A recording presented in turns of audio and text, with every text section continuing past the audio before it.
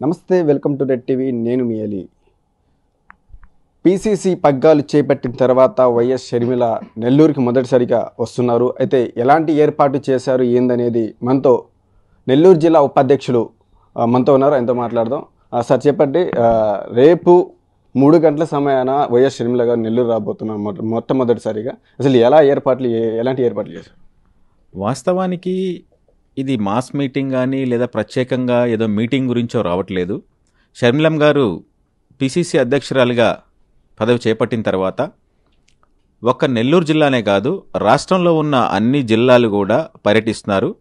కాంగ్రెస్ పార్టీలో ఉన్నటువంటి నాయకులు, కాంగ్రెస్ పార్టీ శ్రేణుల్ని అందరినీ కూడా కలుసుకునేటువంటి కార్యక్రమంలో ఈరోజు నెల్లూరు జిల్లాకు రావడం జరుగుతుంది. అదేవిధంగా వైఎస్ షర్మిల గారు కాంగ్రెస్ పార్టీ పగ్గాలు చేపట్టడానికి ప్రధాన కారణం ఏంటి?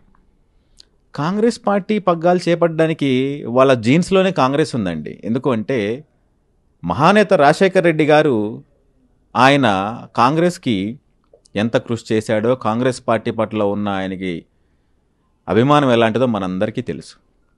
కాబట్టి ఆయన వారసురాలిగా, ఆయన నిజమైనటువంటి మహానేత రాజన్న బిడ్డగా షర్మిలమ్మ గారు కాంగ్రెస్లోకి రావడం ఆంధ్ర రాష్ట్రం మొత్తం హర్షించదగినటువంటి విషయం.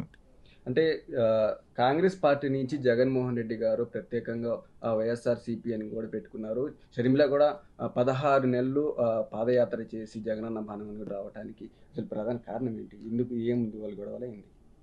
గొడవలు, ఫ్యామిలీ గొడవలు ఎవరికి ఉండవండి. వాళ్ళు మీకు ఉంటాయి, అందరికి ఫ్యామిలీ గొడవలు ఎంత వాళ్ళకైనా ఉంటాయి. గొడవలని కాదు, జగన్మోహన్ రెడ్డి గారు ఆయన పార్టీ పెట్టుకోవడానికి, షర్మిలమ్మ కాంగ్రెస్ పార్టీలోకి రావడానికి ఎలాంటి సంబంధం లేదు. వాళ్ళ కాంగ్రెస్ పార్టీ అనేది షర్మిలమ్మ గారి సేవలు ఉపయోగించుకోవాలని పార్టీ నిర్ణయించుకుంది.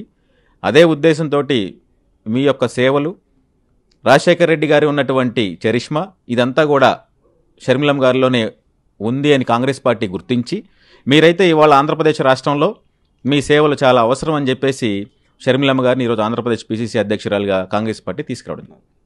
లేదండి, ఇప్పుడు ఇవాళ ఎలా ఉంటుంది అంటే ఆ రోజున్నటువంటి పరిస్థితుల ప్రకారం ఆయనకి సొంతగా రాజకీయ లబ్ధి పొందాలని కావచ్చు, లేకపోతే పదవి వ్యామోహం కావచ్చు, కారణాలు ఏదైనా ఉండొచ్చు.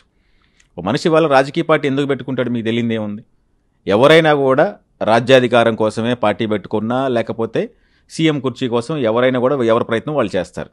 మరి అలాంటి ప్రయత్నంలో చేస్తున్నప్పుడు ఆయన వైఎస్ఆర్సీపీ పార్టీ ఆయన పెట్టుకోవచ్చు, తప్పలేదు. 100% ఆయన ముఖ్యమంత్రి అవ్వచ్చు. ప్రజలు ఆదరిస్తే ఎవరైనా ఇవాళ ముఖ్యమంత్రి అయ్యేటువంటి అవకాశం ఉంది. దానికి షర్మిలమ్మ గారు కాంగ్రెస్ పార్టీలో రావడానికి ఎలాంటి సంబంధం లేదు. సో షర్మిలమ్మ గారి యొక్క సేవలు కాంగ్రెస్ పార్టీకి అవసరం కాబట్టి ఎవరో ఆంధ్ర రాష్ట్రానికి షర్మిలమ్మ గారు వచ్చారు, ప్రజలు ఆదరిస్తారు, దాంట్లో ఎలాంటి డౌట్ లేదు.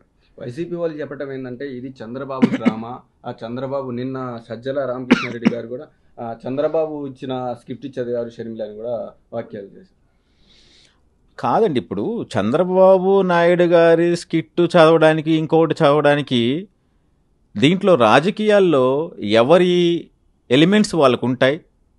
ఇవాళ ఏ పార్టీతో టై అయితే బెనిఫిట్ ఉంటుందనేది అవన్నీ కూడా పార్టీలు తీసుకునే నిర్ణయాలు.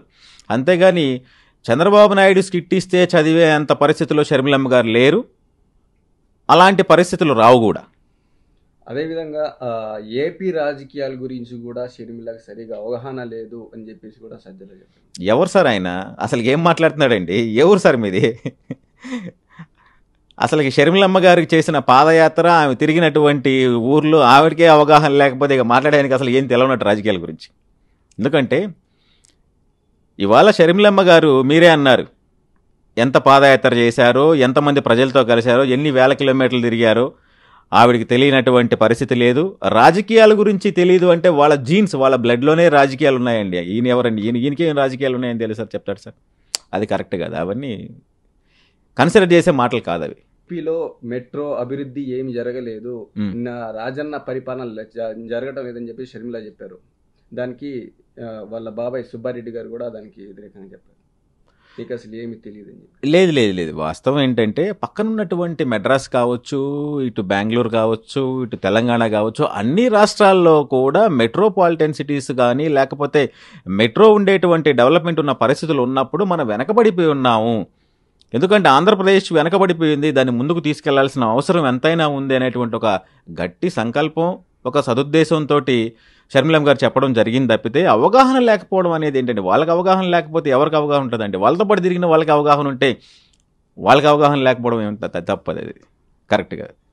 అదే 2024లో ఎలక్షన్ ఎలా ఉండబోతుంది అంటే ఇద్దరు మాజీ ముఖ్యమంత్రుల కుమార్తెలు ఇద్దరు, ఒక పక్క బీజేపీ ఒక పక్క కాంగ్రెస్, రాజశేఖర రెడ్డి కొడుకు జగన్మోహన్ రెడ్డి, ఎలా ఉండబోతుంది 24 ఎలక్షన్? అసలుకి ఆంధ్రప్రదేశ్లోనే కాదండి, సౌత్లో బీజేపీ అనే సబ్జెక్ట్ గురించి మనం మాట్లాడుకోవాల్సిన అవసరం లేదు.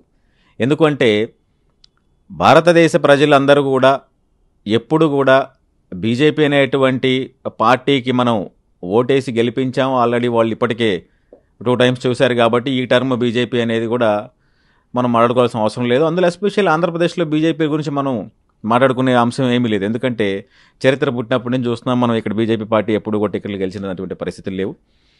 ఇక పోటీ అంటారా, ప్రజాస్వామ్య దేశంలో ఓటు హక్కు ఉన్న ప్రతి వాళ్ళు ఓటేయాల్సి ఉందే, పార్టీ పెట్టిన తర్వాత ఎవరైనా పోటీ చేయాల్సి ఉందే, ఇక అది ప్రజా నిర్ణయం. వైఎస్ షర్మిల కాంగ్రెస్ పార్టీలోకి రావటం వల్ల వైసీపీకి నష్టమా, టీడీపీకి నష్టం? ఒకరికి నష్టము లాభం అని కాదు, కాంగ్రెస్ పార్టీకి ఆమె సేవలు అవసరం కాబట్టి ఆమె సేవలు నేను అందించడానికి, కాంగ్రెస్ పార్టీని ముందుకు తీసుకెళ్ళడానికి, కాంగ్రెస్ పార్టీని పూర్వ వైభవం తీసుకురావడానికి షర్మిలమ్మ గారు కాంగ్రెస్ పార్టీకి వచ్చారు తప్పితే సో ఒకరి లాభం ఒకరి నష్టం కోసం కాదండి. కాంగ్రెస్ పార్టీని ముందుకు తీసుకెళ్ళడానికి ఆవిడ గట్టిగా కంకణం కట్టుకొని రావడం జరిగింది. 100% తీసుకెళ్తారు. అదేవిధంగా మొన్నటి వరకు చంద్రబాబు నాయుడు గారు బీజేపీ వైపు చూస్తున్నారు అని చెప్పి, ఇప్పుడు షర్మిల రావటంతో కాంగ్రెస్ పార్టీ వైపు చూస్తున్నారు అని చెప్పేసి చెప్తున్నారు. మీరు స్వాగతిస్తారా చంద్రబాబు నాయుడు? ఇప్పుడు ఇవాళ ఒక మాట అండి,